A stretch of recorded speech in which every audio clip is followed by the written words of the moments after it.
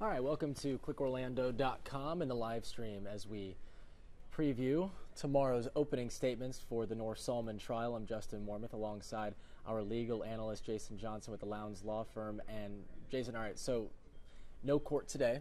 We want to get that out there. Both sides will be preparing for tomorrow's opening statements, but let's recap yesterday and how quickly they got this jury panel. I mean, they went from 57 to 12 plus 6 alternates rather quickly. They did.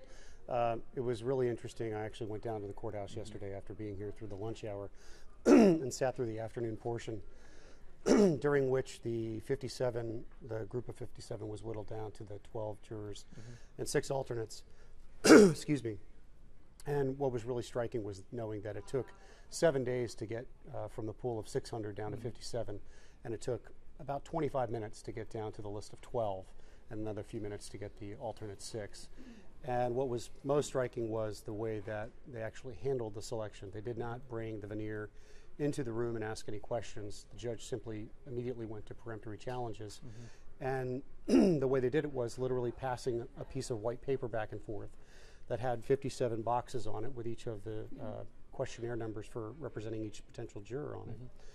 And the defense started by getting their first 2 strikes, and then it went to the government to exercise their first strike, because it's about a 2-to-1 ratio of peremptory challenges between the defense and the government.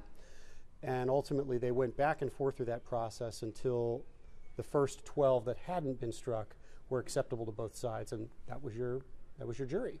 Wow. And then they did the same thing, exercising their additional peremptory challenges to get to the additional 6 alternate jurors. And what folks may not know is that the alternates won't know they're alternates until the jury's actually goes in the deliberation room. The judge will tell them, you 6 are going to be alternates, the other 12 are going to go in the jury room and deliberate. And the 6 who've sat through 3 weeks of trial will have no say in this case unless one of the original jurors is unable to complete their service. Very interesting. We don't know who they picked. That's correct. So privacy is big in this case. It is, and they're going to be meeting at an off-site, undisclosed location each morning. They'll travel to the courthouse together, enter through a private entrance. The media will not know who the jurors are unless they're sitting in the courtroom and maybe can identify people by face. I suspect that we'll at least get some idea of what the jurors may have said during the initial questioning by Judge Byron, because a number of media sat through that process and took notes, and they'll be able to recognize, they'll be able to match up kind of who's sitting in the jury box versus who came through. So we'll get a better idea of maybe who those folks, a little bit more about who they are before this is all over. So just to touch on how quickly they did get to that 12 plus 6 alternates, that has a lot to do with the jury consultants and how much background they know about these folks going into the process. Correct. So they, each side had their list of, here's who we would definitely want, here's who our possibles are, and here is who we absolutely don't want on this jury.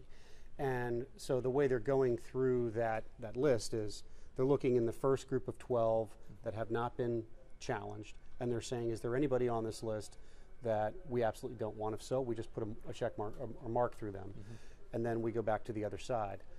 There's a little bit of gamesmanship that goes on in this process, or there can be, by saying, well, maybe if we want this person and we choose not to strike them, maybe we'll get the other side to pass over them. And but you're really going through this and saying, are there people in the first group of 12 that we absolutely don't want? And you can get through that process pretty quickly until each side says, hey, I'm good with these first 12. And we saw at one point where the defense had exercised their 2 peremptory challenges. It went back to the government, and the government said, we're going to pass. We're okay with these 12. It went back to the defense, which then said, well, we're going to continue to strike, until we finally got to a point where the first 12 were okay to both. And that only took 25 minutes. Right. It is impressive. And I know we don't know who they are, we don't know their personality traits, but if you could guess how each of these jurors, not individually, but as a group, the mindset that they have and why they were picked. Why we know that they believe the defense and the government know that they believe at least that they can be impartial and unbiased. But what kind of personality traits would you see with this jury? Well, I think these are the people who are actually on the jury are the least objectionable to both sides, Right. which means they're probably going to be somewhere in the middle in terms of bias and fairness. Everybody has inherent biases, and you can say I can be fair and impartial, but we're human beings and Right. we have some inherent biases. So who got selected is ultimately who was least objectionable to both sides. It is very hard to predict what types of personalities made it. We don't know if the folks who were ultimately in that first group of 12 were in the I absolutely want these Right. people for each side or somewhere in the middle. And there very likely is a chance that there are people on the panel of 12 that were in both groups. Hey, I absolutely want this person.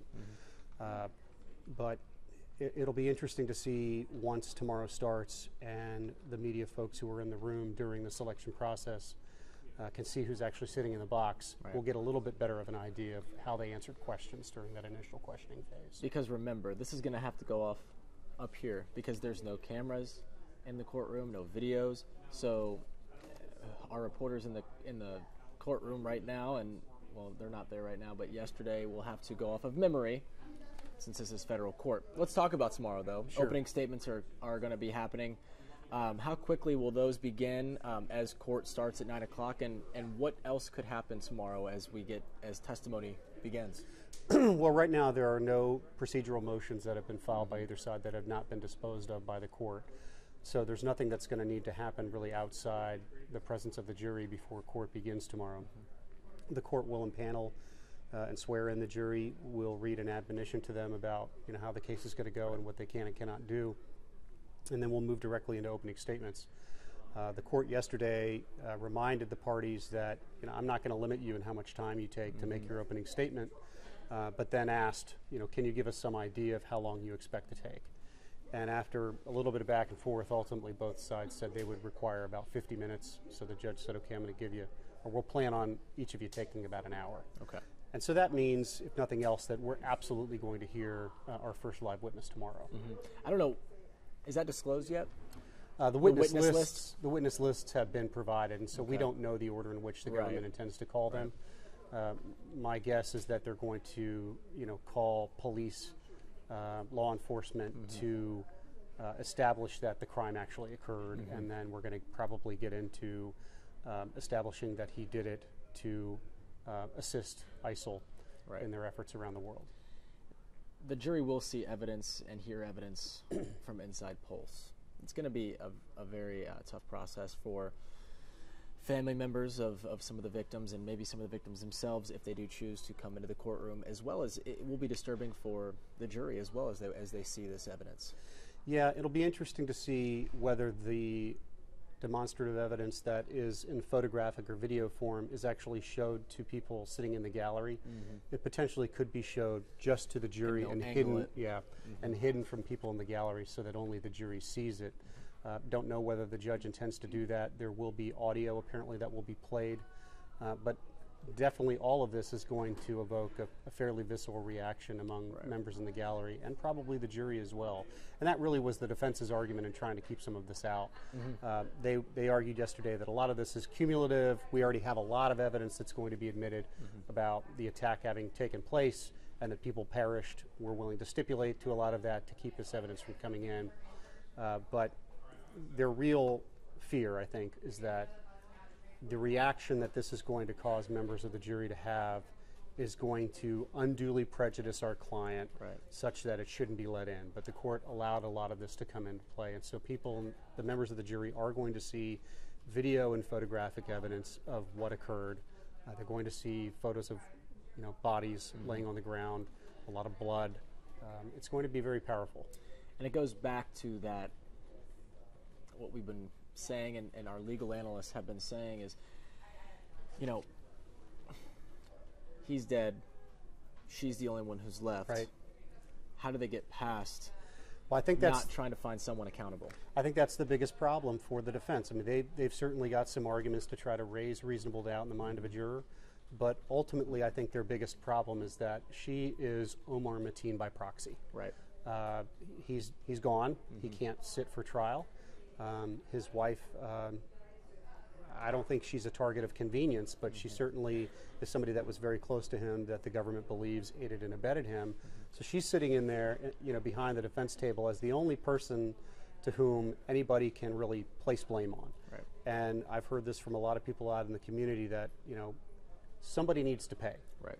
And their biggest problem is going to be getting over that mental hurdle that someone needs to pay, and she's the only person that we can make pay for this.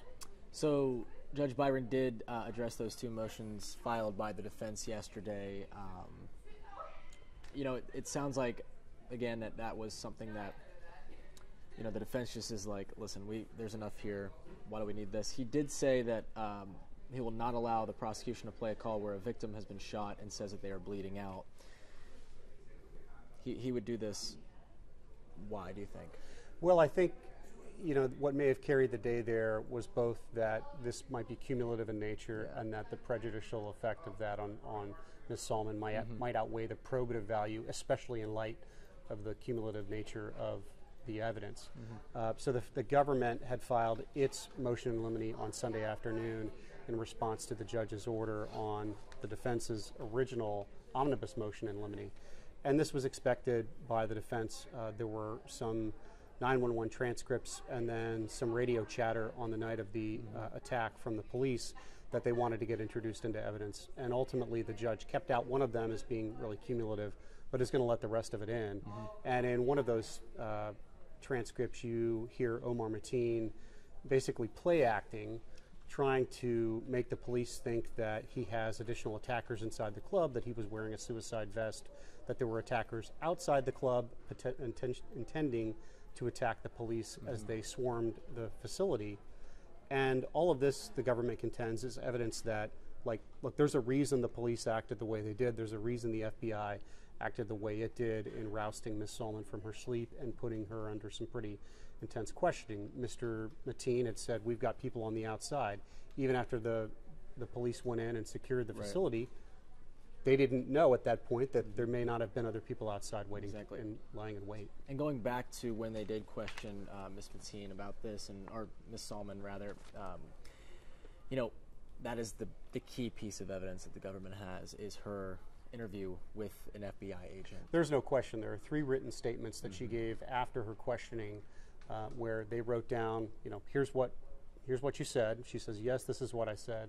Then she signs it and she handwrites notes after it. And in one of those she said, I'm sorry I lied to you previously. There's your obstruction of justice cause or claim. Sitting right there. Yeah, and predicting anything is always tough, but if I had to lay money on whether I think the government secures a conviction on that count, I'd be willing to bet some money.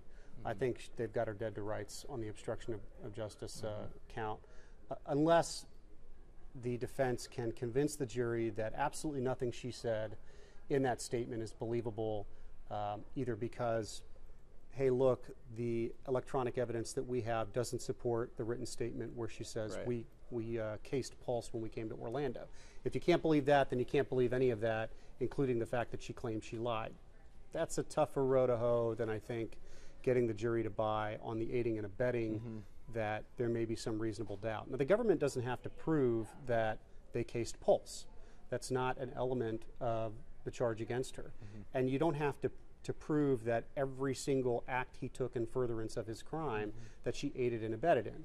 You only have to find one in furtherance of his material support to ISIL to find her guilty of aiding and abetting. Now, they're trying to raise reasonable doubt as to all of it, and they, if they can raise reasonable doubt in the jury's mind that the statement she gave was inaccurate or given because, she's susceptible to being told what to do as a result of being an abused wife or something along those lines, then, maybe they can get her off on the aiding and abetting, but I think they've got a tough...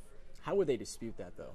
They're going to bring in witnesses to, say, false confession witnesses, or people like that, experts that can say, yes, this would be a false confession.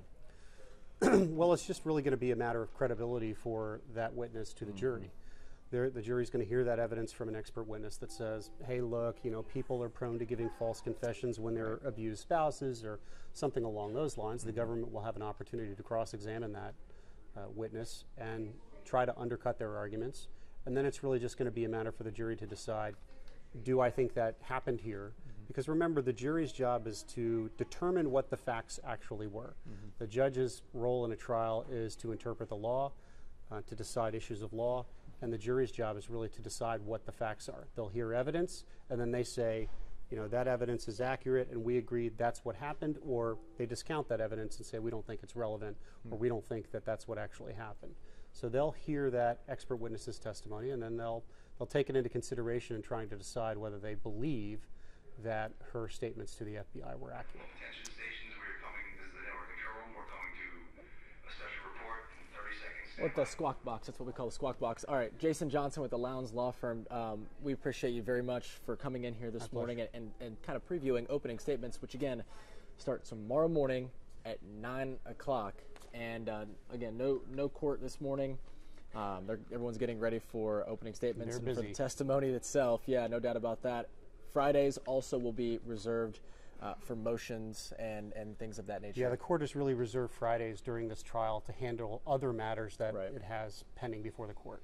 So Monday through Thursday, and we're going to keep you updated right here on clickorlando.com. Jason's going to be back at 12:30 this afternoon to talk with Julie Broughton, and we hope to see you then. Till then, take care.